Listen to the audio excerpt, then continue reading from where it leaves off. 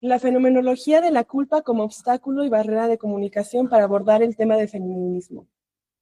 La mayoría de las veces cuando se busca abrir un espacio de diálogo sobre el tema del feminismo con personas no simpatizantes a este mismo, suele ocurrir un fenómeno muy específico. El espacio de diálogo se ve obstaculizado desde el inicio hasta el final. Desde el primer momento existe rechazo y resistencia, impidiendo el intercambio de ideas. Como feministas, ante tan concurrida actitud de los no simpatizantes, muchas veces nos hemos respondido que se debe a que el tema es imponente, confrontativo e incómodo y que por eso se suele evadir. Pero personalmente, esta idea me parece algo incompleta. Muchos de los no simpatizantes están bastante dispuestos a entrar en la confrontación e incomodidad con las feministas, pero se suele entrar en la confrontación desde una postura de rechazo y de defensa, de incredulidad y no de apertura a conocer ambas perspectivas y a profundizar en el tema. Como resultado, se da un intento de convencer e imponer en el otro. No se establece un diálogo y una comunicación asertiva. Comúnmente ya existe un sentimiento de ataque desde que se nombra el concepto de feminismo. Pero, ¿realmente por qué se da este fenómeno? ¿Podríamos profundizar aún más en el análisis del obstáculo de comunicación e intercambios respecto al feminismo? Esta ponencia está dirigida a indagar en la fenomenología de la barrera de comunicación que genera hartazgo o desinterés en el tema. Me daré permiso para indagar y curiosear en lo que podría ser uno de los factores de lo antes mencionado. Claramente esta es una ponencia de 10-15 minutos y no podré encontrar respuestas estrictamente precisas o en la pureza de claridad, pero me gustaría que alcanzáramos a nombrar conceptualmente a la barrera y mi objetivo principal no es convencer a nadie. No profundizaré en la defensa de los argumentos feministas ni antifeministas. Mi objetivo solo es transgredir levemente la barrera que no permite que ninguno de los dos podamos escuchar estos argumentos desde apertura y no desde rechazo. Nombrarla en el intento de encontrarla y analizarla con el fin de que, al ser conscientes de ella, sea más fácil para todos derribarla y en un futuro muy pronto, para ambas posturas, estar más dispuestos al diálogo de este tema, no desde el rechazo, sino desde el intercambio y la propuesta. A lo largo de esta ponencia abordaremos 3 partes importantes. 1, el fenómeno del rechazo hacia el diálogo feminista. 2, la culpa. Y 3, conclusiones. 1, la fenomenología de rechazo hacia el diálogo feminista. Hablemos un poco del contexto histórico sobre el fenómeno de rechazo a hablar sobre el tema del feminismo. Amelia Barcasel, en su trabajo de investigación ¿Qué es y qué retos plantea el feminismo?, expone la dificultad para cuestionar a la oposición hacia esta jerarquía de sexos y preguntarse su porqué. No fue posible el cuestionarse esto hasta que el mismo contexto ideológico fue más adecuado para debatirlo. Fue hasta el siglo XVII en donde la filosofía política barroca permitió cuestionarse sobre el concepto del individuo abstracto de la filosofía política liberal para que podamos abrirnos a la idea de que ese individuo que es esencialmente libre y que por serlo es igual a todos los demás individuos libres, a todos los individuos que también sean libres, incluyendo las mujeres. Aún así, entre la temporada de 1790 era complicado hablar de feminismo por la oposición de una firme barrera de prejuicios instalados en las prácticas políticas y sociales. Lo único que tenía a favor el feminismo era el artículo 11 de la Declaración de los Derechos del Hombre y el Ciudadano, que abrió un poquito más la posibilidad a que algunas individuas e individuos podían defender y expresar libremente pensamientos y opiniones. Celia Amoros dice que es por eso que de los primeros en atender el análisis de los retos del feminismo como movimiento social fueron los filósofos y filósofas políticos, porque para Celia Amoros el feminismo es político. Es una postura crítica ante las relaciones de poder guiadas por ideologías que rigen el mundo público. Esto desde Grecia, desde aquello que pertenece al ámbito de lo privado y lo que concierne a lo público, que busca cuestionar su cambio y visibilizar las relaciones de poder en ese espacio de lo que conocemos como privado.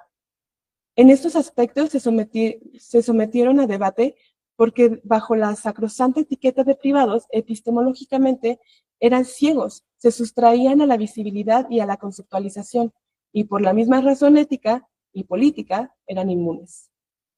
Abro cita. El lema del feminismo en los 60, teorizado sobre todo en la obra Política Sexual de Kate Millett, fue: lo personal es político. Cierro cita. Así, el mismo feminismo buscaba reconocer las relaciones como algo político al determinar en su orden social los espacios y el nivel de poder en los individuos según su sexo. Consecuentemente, este sería un fenómeno social de dimensión estructural. Si el feminismo habla de un fenómeno social de dimensión estructural, hacer diálogo respecto al feminismo y lo que sucede cuando se lleva a cabo este diálogo también es un fenómeno social de dimensión estructural. La Enciclopedia de Filosofía de Stanford define el concepto de fenomenología como: a veces, abro cita, a veces el término fenomenología se utiliza para referirse al carácter subjetivo de las experiencias personales o, como suele decirse, a su aspecto. Utilizado de este modo, se suele, por ejemplo, centrarse en el aspecto que presenta un dolor agudo que se experimenta en ese momento y tal vez intenta describir el carácter subjetivo de ese dolor, su fenomenología. Sin embargo, el término también se utiliza como etiqueta para un campo de estudio con una temática, una metodología y un objetivo rector específicos. Cierro cita. Sartre dice que la fenomenología es el estudio de los fenómenos que se deben entender como lo que se muestra por sí mismo, aquello cuya realidad es precisamente la apariencia, y es la apariencia lo que hay que describir e interrogar. Husserl, por su parte, piensa que la descripción fenomenológica de la emoción es precisamente una conciencia. Abro cita. Para comprender claramente el proceso emocional a partir de la conciencia, es preciso recordar el doble carácter del cuerpo, que es por una parte objeto en el mundo y por otra lo vivido inmediato a la conciencia. A partir de ahí podemos aprender lo esencial. La emoción es un fenómeno de creencia. La conciencia no se limita a proyectar significaciones afectivas sobre el mundo que lo rodea. Vive en el mundo que acaba de crear. Lo vive directamente, se interesa por él y padece las cualidades esbozadas por las conductas. Cierro cita. En esta ocasión utilizaremos la definición de fenomenología como una herramienta para entender la experiencia en la que la comunicación acerca del feminismo y para contener uno de sus posibles factores, porque puede haber muchísimos, para que éste sea obstaculizado, interrogándonos lo que aparece, describirlo, cuestionarlo. Y como lo dice Thomas Nagel en su ensayo Lo subjetivo y lo objetivo, abro cita, el punto de vista externo abarca todos los objetivos y compromisos en referencia a los cuales se mide la importancia interna. Se presenta a sí mismo como la forma correcta en que el individuo debe de ver al mundo y el lugar en que ocupa en él, el gran panorama. Cierro cita.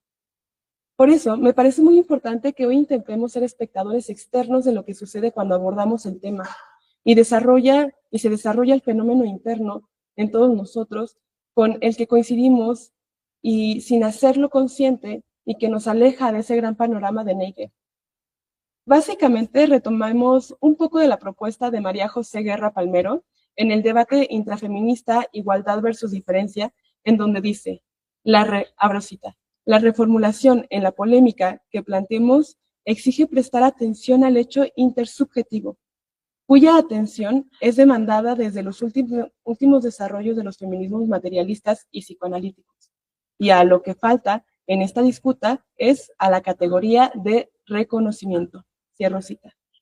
Plantea que marquemos cierta distancia en este análisis y aparte yo ofreceré mi propia propuesta de categoría de reconocimiento, pues me parece que la experiencia, fenómeno o hecho intersubjetivo al que tenemos que prestar atención para reconocerlo es el del sentimiento de la culpa, porque si se entra a un diálogo desde el sentimiento de que me están culpando o de que quiero culpar al otro, es complicado que se establezca un diálogo, por lo que es necesario tener esa conciencia emocional, así como dice Sartre. Abro cita. La conciencia emocional es ante todo la conciencia del mundo, y existir para la conciencia es aparecerse a sí mismo, según Husserl. Cierro cita. 2. La culpa. La Real Academia Española define la culpa como la acción u omisión que provoca un sentimiento de responsabilidad por un daño causado. Según Laura Rojas, doctora en Psicología Clínica y de la Salud, la culpa es un sentimiento que está influido por factores sociales, religiosos, familiares y personales. Explica cómo el psiquiatra Carlos Catilla del Pino, en su libro La culpa, dice que el origen de la culpa es social, aunque la experiencia de la culpa sea personal. Así, dependiendo de la cultura, la culpa tendrá diferentes direcciones, desde enfocarse en provocar culpa interna hasta deshonra. Laura Rojas dice que el sentimiento de la culpa es indispensable, pues modera nuestro sentido del bien y del mal en la conducta, por lo que suele controlar la armonía de nuestras relaciones en función al control de los impulsos. Su origen de la culpa es la jerarquía de leyes y de normas de conducta que establecen el orden social, inculcándose desde la infancia. Abro cita. Cuando las normas no se cumplen, la consecuencia es culpar y el remedio, castigar. Cierro cita. Y es en este punto en el que opino que la culpa, más que un regulador ético-social, se convierte en una imposición ética social. Paul Ricoeur, filósofo y antropólogo francés conocido por su intento de combinar la descripción fenomenológica con la interpretación hermenéutica, en su libro Finitud y culpabilidad, aborda lo anteriormente mencionado. Abro cita. El castigo como consecuencia ética. Cierro cita. Y el rechazo a la culpa, porque considerada aisladamente, estalla en direcciones diversas, como responsabilidad jurídica, como interiorización moral, como experiencia psíquica de condena, y específicamente Ricoeur aborda el castigo en estas directrices al decir que, abro cita, el miedo específico producido por la mancha era como el anuncio anticipado del castigo. Lo esencial de la culpabilidad está contenido ya en germen en esa conciencia de verse cargado, abrumado de un peso. Eso es lo que fue y será siempre la culpa, el mismo castigo anticipado, interiorizado y oprimiendo ya con su peso la conciencia. Y como el miedo es, desde su origen, el vehículo de la interiorización de la mancha misma, a pesar de la exterioridad radical del mal, la culpabilidad es un momento contemporáneo de la misma mancha. No es preciso ser el autor del mal para sentirse abrumado por su peso y por la carga de sus consecuencias. Ser culpable solo significa estar dispuesto a soportar el castigo y a constituirse en sujeto de punición. Cierro cita. Ricoeur entiende la culpa como un peso interiorizado, una anticipación del castigo que oprime la conciencia, y así la culpabilidad constituye la experiencia del mal, no solo porque se señala la mancha, sino porque la mancha existe por un mal uso de la libertad. Diría Ricoeur, abro cita, sentido en el fondo del alma como una disminución íntima del valor del yo. Cierro cita. Así también, como lo decía Freud, abro cita, el sentimiento de la culpa es la percepción que corresponde en el yo a la crítica del superyo. Cierro cita. Por lo que la culpabilidad no procede del castigo fulminado por una venganza. El origen del castigo es la exigencia como cura del daño, de la disminución del valor de la existencia. La culpabilidad surge tal vez de un principio de conciencia de castigo, pero luego revoluciona esa misma conciencia de punición, invirtiendo su sentido para exigir que el mismo castigo se convierta de expiación vindicativa a una expiación educativa, o para decirlo en una sola palabra, en enmienda. Subjetivamente, la culpabilidad es la pérdida de un grado de valor. Esto permite entender por qué en el diálogo sobre el feminismo los individuos reaccionan desde la defensa y no desde la apertura, cuando aparece un sentimiento de culpabilidad tanto para sí mismo como hacia el otro. Ricoeur presenta también la idea de que la culpa representa para el ser humano la aceptación y el reconocimiento de la fragilidad que opera el ser humano en el objeto. Presupone la posibilidad de caer en el mal, en muchos sentidos. Demuestra en sí entonces la limitación del ser humano, en donde no puede colocar ningún poder y ninguna resistencia. Diríamos que la limitación específica del humano únicamente hace posible el mal. Entonces designamos con el nombre de la habilidad a la ocasión. Es decir, el punto posible, el de menor resistencia por donde el mal puede penetrar al ser humano.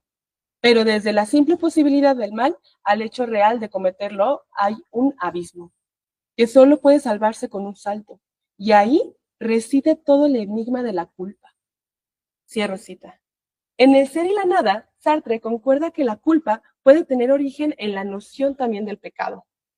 Abro cita. Soy culpable frente al otro. Culpable en primer lugar cuando bajo su mirada. Experimento mi alienación y mi desnudez como una degradación que debo de asumir. Culpable, además, cuando a mi vez miro al prójimo, lo constituyo como objeto y como instrumento. Hago advenir a él a esa alienación que él deberá asumir y que quiera que fueren mis relaciones ulteriores con el otro, no serán sino variaciones sobre el tema original de mi culpabilidad. Así, yo soy culpable, porque el surgimiento de mi ser para con el prójimo en mi ser mismo de la dota, pese a él, de una nueva dimensión de ser e impotente, por otra parte, para sacar provecho de mi culpa o para repararla. Cierro cita. Básicamente, Sartre explica que el simple hecho de existir ya involucra una forma de culpa, porque cuando alguien nos mira, dejamos de ser completamente libres, nos sentimos observados, juzgados, expuestos, es como si el otro nos convirtiera en objeto. A eso es lo que Sartre le llama alienación, que es sentirte fuera de ti y definido por el otro. Por eso dice que es una degradación, ya no eres solo un sujeto, eres un objeto, pero esto sucede con todos, incluyéndonos a nosotros mismos. También reducimos a los otros en objetos. Esta tensión es inevitable y constituye una culpa estructural que no puede resolverse completamente. Sartre dice que que el origen de la emoción es una degradación espontánea y vívida de la conciencia frente al mundo. Cierro cita. Y también dice que la verdadera emoción va unida completamente a la creencia. Ahora no abordaremos en el debate epistemológico de la creencia, ahora no. Hay la posibilidad de hacerlo futuramente, pero nos conformaremos ahora con la definición de la Real Academia Española. Una creencia es el firme sentimiento y conformidad con algo, o el completo crédito que se presenta a un hecho o noticia como seguros o ciertos. También se define como una religión, doctrina o conjunto de ideas que alguien o un grupo acepta como verdadero. Conclusiones. Dando por supuesto que las creencias se transmiten por un método discursivo, en esta ocasión solo elegiremos el diálogo verbal. Y traduciendo el compuesto de todo lo que hemos abordado, podemos decir entonces que existe una fenomenología emocional en donde la emoción surge a través de la creencia, el fenómeno emocional es la culpa, en esta ocasión, por lo que la emoción surge a través de una creencia, que es la tensión de experimentar la idea de que somos débiles y vulnerables y que debe existir un castigo que reduzca nuestra propia existencia o la del otro a través de la objetivización y o la pérdida del valor en el yo y una degradación.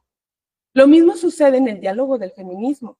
Como dice Sartre, ante la mirada del otro se aborda el tema desde la objetivización, que ya mucho se ha hablado de esto en el feminismo. Hay un sentimiento que hace que cuando hablemos o mencionamos el término del feminismo, nos expongamos a vernos desnudos en los ojos del otro, con posibilidad de castigo. Nos sentimos observados, juzgados, expuestos. Es como si el otro nos convirtiera en un objeto. A eso es a lo que llama Sartre alienación, que es sentirte fuera de ti, definido por el otro y degradado. Y todos hacemos lo mismo según Sartre, tanto el que no simpatiza con el feminismo como aquel que sí. Él postula que este sentimiento de degradación entre nosotros es inevitable, pero yo propongo que no solo aceptemos que este fenómeno sucederá y sucede, Propongo que nos demos cuenta que también Sartre habla de creencias y las creencias están arraigadas a nuestro contexto, que es móvil y es cambiante, y tal vez no logremos eliminar del todo esta barrera, pero podemos darnos cuenta de que la base de este sentimiento de degradación también depende de nuestro contexto en su nivel de gravedad.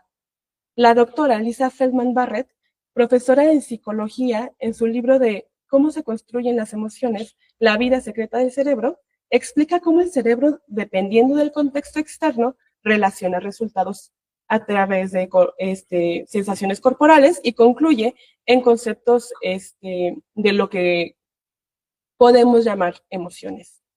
Abro cita.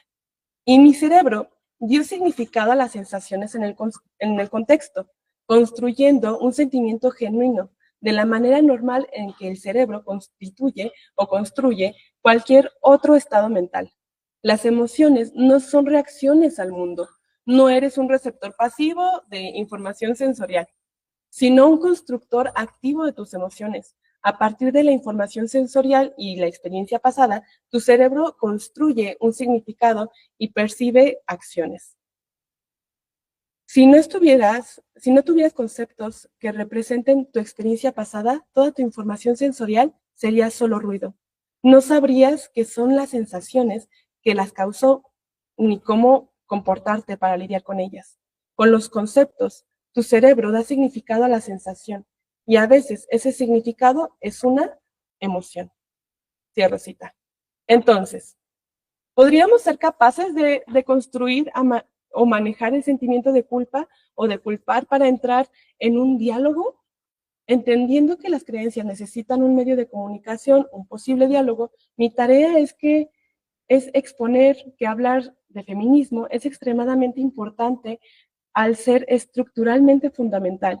El feminismo tiene muchas cosas que aportarnos como sociedad, pero no podremos abordarlo y analizarlo objetivamente si no controlamos desde de nuestro inconsciente colectivo el sentimiento de culpa, tanto la tendencia a culpar como la tendencia a sentir que si algo cuestiona, señala o responsabiliza, es porque culpabiliza. Si seguimos entrando al tema del feminismo desde este sentimiento, será difícil crear cambios estructurales.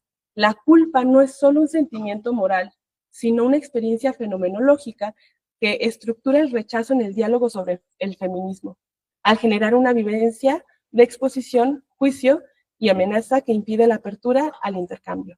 Nuestra cultura es punitiva, hasta con las personas que buscan la lucha y la defensa de los derechos humanos. Pero la culpa es uno de los posibles factores que no nos permiten hablar, analizar y dialogar. Socialmente se ha reprimido a la mujer a través de la culpa. Se le ha violentado, se le ha discriminado y se le ha silenciado. Y la misma sistematización de evitar vernos frágiles y vulnerables, como lo decía Ricoh y Sartre, puede provenir del mismo sistema patriarcal en el que condena la figura de autoridad a ser completamente indestructible contra el mal, como si se tratase de la búsqueda de una superioridad de él mismo. Sartre dice que nos oprime en su señalamiento y degradación, pero que aunque Sartre nos diga que no podemos evitarla, el mismo Sartre nos dice que cuestionemos la apariencia, la nombremos. A esta degradación yo le llamo culpa, y aunque tal vez no podamos eliminarla del todo, podemos ejecutarla de una manera más crítica, siendo conscientes de dónde puede provenir. Y que esta no permita hablar, y que esta no nos permite y no nos permita hablar no solo del feminismo, sino de muchos otros temas. Abro última cita. En cada momento de vigilia, tu cerebro utiliza la experiencia pasada, organizada como conceptos, para guiar tus acciones y dar significado a tus sensaciones. Cuando los conceptos involucrados son conceptos de emoción, tu cerebro construye instancias de una emoción. Gracias.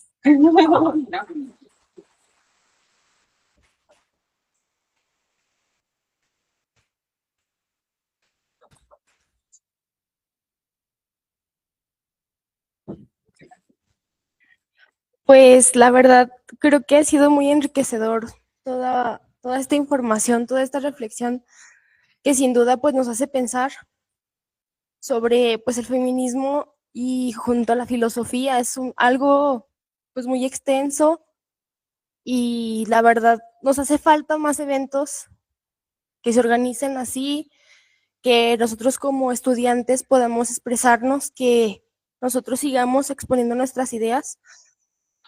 Sin más que nada, pues me gustaría como hablar de una reflexión sobre Zetkin, Clara Zetkin. Eh, mm, esta mujer fue una de las más representativas sobre el feminismo, pues ya empezando como la burguesía y todo eso, ¿no?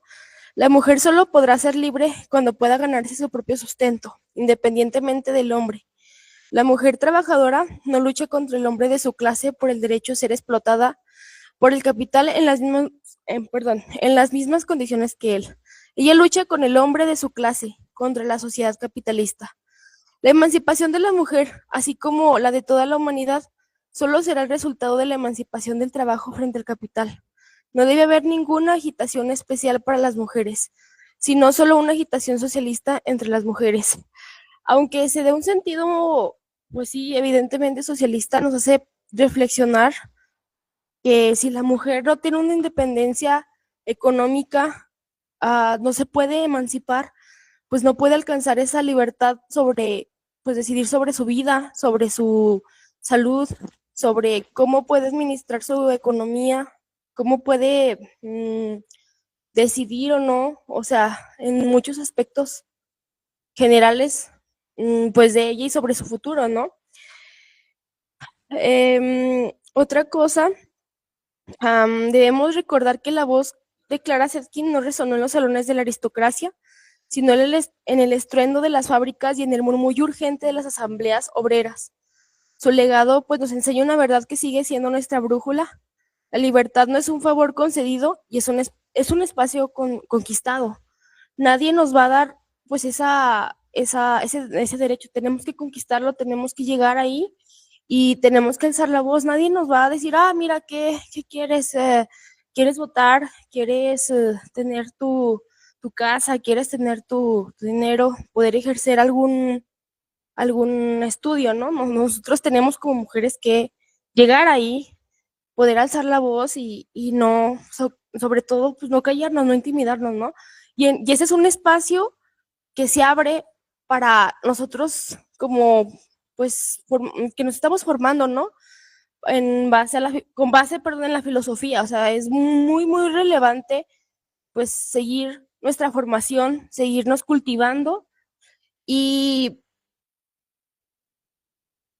no luchamos solas, ni luchamos contra personas, luchamos contra las estructuras que nos dividen, porque no es ni siquiera contra los hombres y llegar y decir, no, no, no, es algo que va más allá, que va más allá y la verdadera emancipación solo llega con el derecho a ser plenamente humanas, deja de ser un privilegio de clase para convertirse en una realidad universal. ¿Qué se refiere con privilegio de clase? O sea, eso es algo súper capitalista, es algo muy burgués y ahorita es como que nos divide en este contexto del 2026, nos divide quién tiene más poder en base a qué dinero tiene, ¿no? ¿Qué estatus tiene?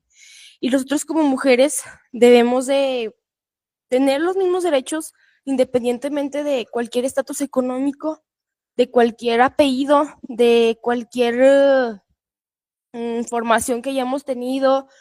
Entonces nosotros hay que llegar y hacer ejercer, pues y conquistar nuestra voluntad, nuestro pensamiento. Sin más, para yo no extenderme, un aplauso. Qué gusto que estemos aquí juntos como compañeros. Entonces, pues reconocer el trabajo de mis compañeras, porque es el trabajo de ellas, pero también el trabajo de nuestras profesoras, nuestros profesores. No estamos acá solos y solas, estamos todos aquí en conjunto, en colectividad. Y pues para ya culminar, voy a dar un espacio de preguntas a algunas personas que se quieran hacer alguna pregunta o algo, pues están en su tiempo. ¿Alguien que quiera pasar al frente? De uno. Voy yo entonces contigo. Sí, gracias. Bueno, antes que nada, pues felicitarlas por todas las ponencias, me parecen muy interesantes. Tengo una pregunta para Naid, como para seguir un poquito el hilo sí, se escucha, de tu charla. ¿Cómo ves hoy que se está, desde tu punto de vista, que se está leyendo a Beauvoir? ¿Qué efecto crees que tiene Beauvoir o qué lectura puedes creer? ¿Qué tipo de creencia forma Beauvoir hoy para quien lo lee? Bueno, la que hizo el prólogo de la edición de Bolsillo, que fue la que leí, sí decía que ya no se lee con la misma intensidad, con la misma ansia oh, sí, somos mujeres. Sin embargo, siento que esto es porque la teoría feminista ya ha tomado muchos rumbos. Hay distintos tipos de feminismo, pero yo siento que como para alguien que se está acercando al tema, es como de cajón leer a Beauvoir. Sí tienen porque si hay que criticarla, sí, tiene cosas criticables, pero primero para criticarla tenemos que saber de qué habla, de qué propuso, qué cosas así. Gracias. Ahí va otra pregunta para Naida. Y siguiendo este hilo de pensamiento de la igualdad, ahora que has reflexionado, ¿no crees que hay una especie de fracaso por buscar esa igualdad? Más que nada, al menos es un fenómeno muy reciente que es el pensamiento conservador en los jóvenes. ¿No crees que se ha regresado como que a ese tipo de roles? Y eso deriva a otra pregunta para mi amiga Carly, de que si crees que es por eso que hay un rechazo, ¿no? Por ese pensamiento conservador, ¿no? Regresar pues a los roles que se tenían establecidos. Yo tengo entendido, no tengo como pruebas, pero tengo entendido que cada que hay como una revolución o una libertad así como fuerte, surge una etapa posterior de conservadurismo. Está el ejemplo de con las personas hippies, digamos que ellos fueron muy liberales, extrañamente sus hijos tuvieron esta repercusión de que fueron un poco más conservadores. Entonces no creo que estemos en retroceso, sino que estamos más bien en un ciclo, en un proceso. Entonces, igual y ahorita parece que está frenado, pero no tanto, porque como le comentaba ayer a los compañeros, vamos en la cuarta ola del feminismo, entonces esto no se ha acabado. Vamos a seguir. La lucha sigue, ¿verdad? Pues me preguntaba si por eso se rechazaba, ¿no? Y yo creo que así como Sartre, no es la razón por la que se rechaza, o sea, también siempre se ha rechazado, o sea, siempre se ha culpabilizado, solo que ahora el modelo ha cambiado, ¿no? No es que estemos regresando como a ciertos valores, tradicionales, sino que esos valores tradicionales se han modificado porque, pues, la modernidad, pero esos mismos valores y contexto tradicional sigue culpabilizando y oprimiendo, ¿no? Nada más que de diferente manera. O sea, ahora ya no es como la familia tal vez como tradicional, ahora son, no sé, como las cosas virales de redes sociales, como lo es la energía femenina y masculina, y entonces tú tienes que ser de cierta manera, ¿no? ¿Qué está haciendo? Sigue culpabilizando, pero pues antes también se hacía, entonces no ha cambiado, solo ha modificado por su aspecto. Así respondimos tu pregunta.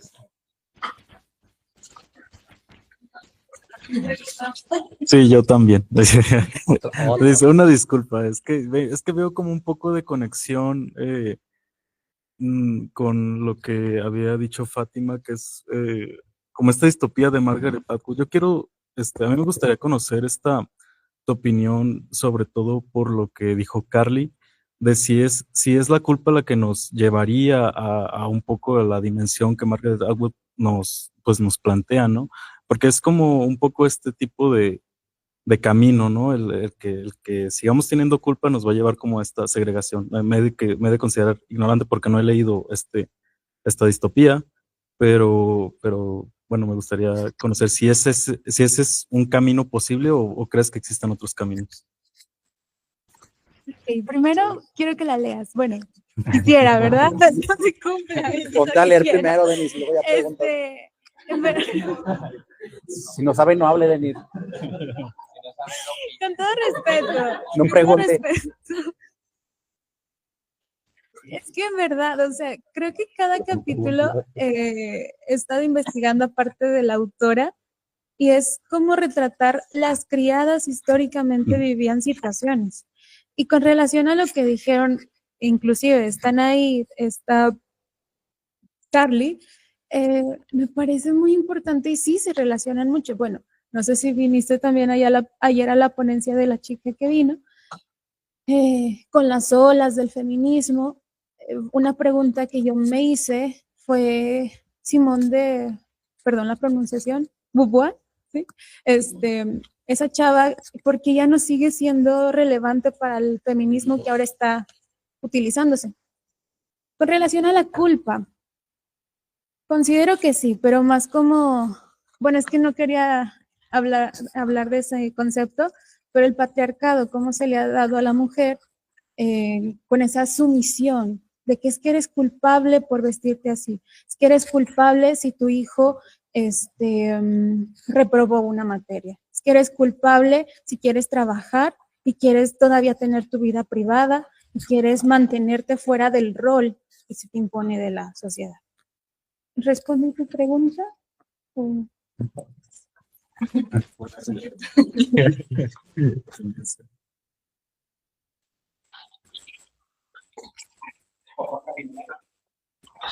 Gracias. Bueno, va para Carly. Mencionabas la palabra enmienda. No, enmienda, perdón. Quería ver si podías indagar un poquito más sobre el tema, cómo podemos llegar a ella sin ser tan radical o tan agresivo, porque tengo entendido que es algo que tiene que ver con la culpa, ¿no? Pero quería ver si puedes indagar un poquito más sobre ese concepto. Sí, bueno, Rico solo está intentando como explicar un poco lo que sucede con el fenómeno de la culpa, y más en el pasado, ¿no? O sea, el cómo el castigo nos compromete como individuos porque nos vemos frágiles, nos vemos vulnerables y entonces tenemos que compensar con algo y tenemos que compensar con nuestra propia existencia, ¿no? Entonces, la misma enmienda, según la entiendo yo, es como el intento de reconstruir a través de la disminución de tu ser, bueno, de la existencia de tu ser, ¿no? O sea, lo que se busca con este castigo, porque más que otra cosa es un castigo, por eso hablamos de culpa, es el que disminuyas, el que reduzcas lo que eres, para que pueda educar a todos, ¿no? Y así puedas enmendar tus errores. Entonces, tu culpa. Y digo, o sea, yo no planteo que este sea el camino, sino más bien planteo el hecho de que ya lo estamos llevando y lo estamos llevando desde hace muchísimo tiempo. Entonces, es lo que nos ha impedido en muchas ocasiones avanzar y hablar no solo de feminismo, sino de otras cosas y que qué mejor que nos sentemos y dialoguemos y nos preguntemos, ¿por qué? ¿Pero por qué? Pero porque entendamos que algo sucede en nosotros de manera inconsciente e involuntaria y que puede estar arraigado con esa estructura de arraigamiento de creencia social de que yo tengo que cumplir con algo porque tengo que cumplir con cierta figura de autoridad que es la imagen de que yo soy fuerte, yo soy aquello y si tú me culpas, entonces me estás mostrando mi propia fragilidad y mortalidad y yo no quiero caer ahí. Y pues por eso me resisto, ¿no? Por eso me resisto y entonces no quiero hablar sobre esto o si lo hablo, pero cambiemos de roles, tú eres el culpable, ¿no? Tú paga ese precio, no yo. Entonces, yo creo que Rico nada más está intentando expresar y explicar un poco con esto de la enmienda el precio, este peso que estamos como cargando todos de manera como pues inconsciente cuando abordamos un tema que nos puede vulnerar por nuestras mismas creencias. ¿Y cómo es que ves este cambio que estamos llevando? ¿Cuál sería tu opinión? Bueno, esa es una pregunta en general. ¿Cómo están viendo ese cambio de... voy. Sí, o sea, sobre esa culpa de tener un patriarcado, ahora este cambio que se está viviendo con un nuevo estereotipo, por así decirlo, un nuevo modelo de masculinidad. ¿Cómo es que lo están viendo ustedes? ¿Cómo... Yo creo que no solo es de masculinidad, o sea, se relaciona con el aspecto de autoridad, la imagen de un ser que es como completamente impenetrable. Entonces, yo no creo que ahorita haya un cambio, es lo que platicábamos ahorita con Lalito y con Denis. O sea, no, como tal, no hay un cambio, ¿no? O sea, solo hay una modificación en su aparición y en la forma en la que aparece, pero en realidad, pues seguimos en lo mismo, ¿no? Porque no nos hemos dado cuenta de que tenemos que cada quien hacer nuestra tareita de controlar nuestra emoción y entonces ahora sí permitirnos hablar del tema. Porque si no, o sea, seguimos intentando hablar del tema con la intención de transformar y de deconstruir, pero como todos nos estamos sintiendo agredidos, pues no estamos avanzando. Pero esa primera agresión proviene del sentimiento de la culpa. Y como lo decía esta Fieldsman, es necesario que seamos conscientes de que somos capaces de manejar y construir nuestras emociones, siendo conscientes de que estas se construyen con experiencias pasadas y con nuestro contexto y de cómo nuestro cerebro lo recibe. Entonces, o sea, seamos conscientes de que podemos manejarlas, de que podemos mediarlas. Dice Sartre, no vamos a poder evitar este sentimiento de culpabilizar y de que nos sentimos culpabilizados, pero podemos moderarlo, creo yo. O sea, yo creo que todavía no hemos llegado a ese punto, porque no habíamos nombrado la barrera, o sea, no habíamos nombrado la emoción. Y lo dice Sartre, ¿no? Es importante la conciencia de la fenomenología emocional porque esta es la mirada del mundo. Entonces,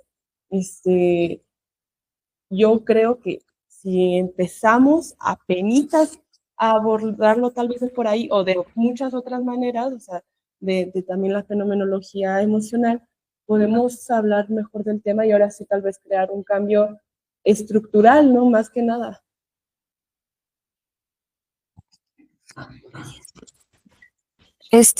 Bueno, primero quiero felicitar a las tres. No pude escuchar completa tu conferencia, me pareció precioso y muy interesante y lo lamento. Pero fue muy grato para mí escucharlas, mucho. Y también creo que lo que voy a decir puede ser redundante y tal vez no terminé de entender muy bien esto, pero estoy pensando que me parece precioso esta idea de recuperarnos entre nosotros con la visión de objetos y de volver a hacer lazos comunitarios. Y tratar, pues, en la mayor medida de lo posible, objetivizar al otro y también de culpabilizarlo, ¿no? Pero en estos asuntos del feminismo me parece muy complicado hacerlo, porque yo creo que de este lado la mujer siempre ha sido la persona que más se gestiona emocionalmente, la que tiene como la carga psicológica de tener que moderar su ira, de ser más tolerante. Entonces, o sea, si lo decimos así por encima suena muy bonito, pero ya cuando estamos en la práctica, también surge la culpabilización por validar una emoción que es la rabia, ¿no? Entonces ahí, o sea, ahí cómo le hacemos, ¿no? Es muy complejo llevarlo pues a la ejecución, ¿verdad? Pero es valiosísimo, me encantó que lo nombraras, es hermoso. Yo estoy completamente de acuerdo contigo y mientras hacía toda mi investigación, claro que también me debatí lo mismo, pues porque claramente la culpa no sale de la nada, está respondiendo a un contexto, no lo estamos justamente como pues exponiendo, ¿no? Es muy complicado. Por eso yo estoy al principio, yo pensé que la respuesta al final iba a ser, no estamos hablando de culpas, estamos hablando de responsabilizar. El feminismo quiere responsabilizar. Y lo hemos dicho mucho. Sí. O sea, no te estamos culpando a ti, varón, estamos responsabilizando al sistema, ¿no? Sí. Pero luego también me encontré un poco con la respuesta de Sartre de que, pues sí, o sea, sí es culpa. O sea, sí es culpa y la culpa es inevitable. O sea, no vamos a poder escapar de ella, no nos vamos a poder liberar. Siempre ya somos culpables desde el mismo hecho de existir frente a los ojos del otro, porque me siento expuesto, porque me siento observado, juzgado, definido por ti, ya soy culpable. No vamos a poderlo evitar. Y tampoco vamos a poder evitar culpar al otro. Ya lo hacemos con el simple hecho de existir. Sí, disculpa que te interrumpe, bueno, perdón, en este caso no deberíamos, pienso que no tenemos ni por qué responsabilizarnos necesariamente de una manera tan involucrada, ni tampoco culparnos de que nuestros compañeros varones todavía no puedan asumir, pues, el diálogo en esta parte, ¿no? Sino nada más como que concentrarnos en lo propio. Pero eso también lleva a asuntos separativistas, ¿no? Y yo creo que exactamente como dices, es estructural y es una lucha profundamente humana que nos compete a todos. Por eso mi propuesta es esta. O sea, ¿qué es lo que nos une pero nos separa? Sí. Pues la culpa. O sea, esto es lo que crea una barrera entre nosotros, pero lo que tenemos en común. Claro. Entonces, o sea, hagámonos conscientes. No se trata de mesurarnos para que la apariencia sea mejor sobre nosotros porque estamos alimentando la culpa otra vez. O sea, entonces como tal no la estamos mesurando porque seguimos alimentando la idea de que yo soy la culpable y por eso me estoy mesurando. No, todos somos culpables. O sea, todos no somos, excelente. Pero, o sea, seamos conscientes de ello, nombrémoslo y entonces tal vez desde ahí podamos ser más conscientes desde dónde lo abordamos y cómo manejamos esa emoción para hablar del tema, porque si no va a ser difícil. O sea, es lo que mi premisa al principio era como de, híjole, es que no podemos, muchas veces no se puede hablar de feminismo. O sea, ya se habla de feminismo y es como de, ay, feminismo, ¿no? O sea, hay un sentimiento de hartazgo y de ataque desde el concepto. Entonces, ¿qué sucede? O sea, ¿cómo podemos derribar esa barrera? Y tal vez ni siquiera la podamos derribar.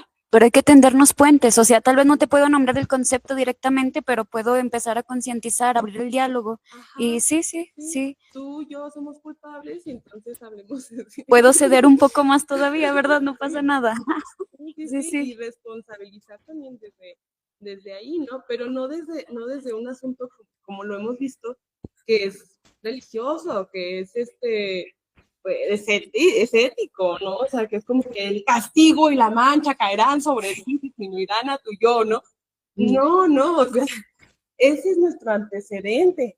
Es lo que decía ahorita nuestra psicoanalítica, Bergman, ¿no? O sea, dice, la emoción se construye porque también hay una experiencia pasada. ¿Cuál es la experiencia pasada? El antecedente de que ha sido una mancha. La culpa es la mancha, la culpa es la señalación, la culpa es el peso. Igual y no, igual y sí, pero si lo abordamos, si lo vemos de esta manera, tal vez sea más sencillo para todos como analizarlo, ¿no? Claro. Sí, gracias. Hola.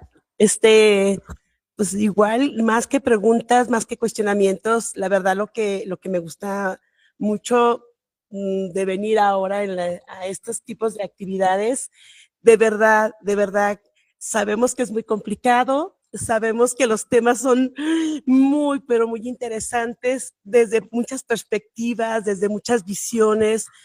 Ya son muchos años luchando por este encuentro de comunicación entre todos los géneros, ¿verdad? Y aquí creo que lo más importante es que justamente se dé este diálogo, que aquí lo estamos haciendo, que aquí estamos sentados, que aquí estamos encontrándonos y que si llegaron, no sé si los obligó el maestro,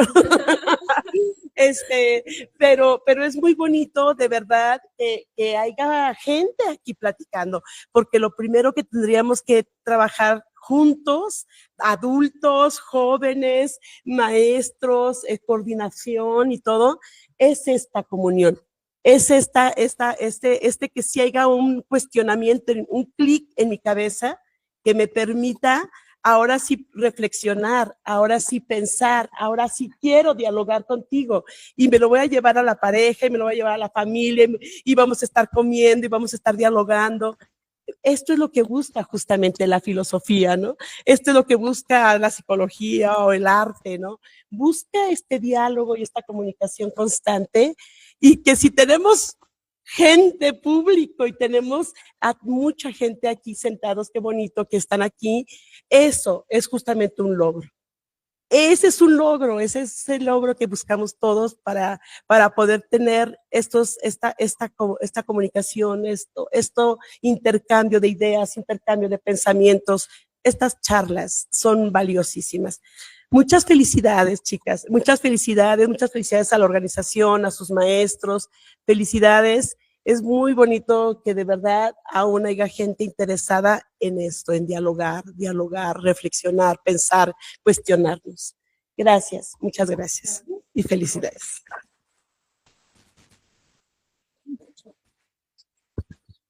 A mí nada más antes de terminar me gustaría mucho disculparme por mi pronunciación, es Feldman, de la psicóloga que estamos abordando.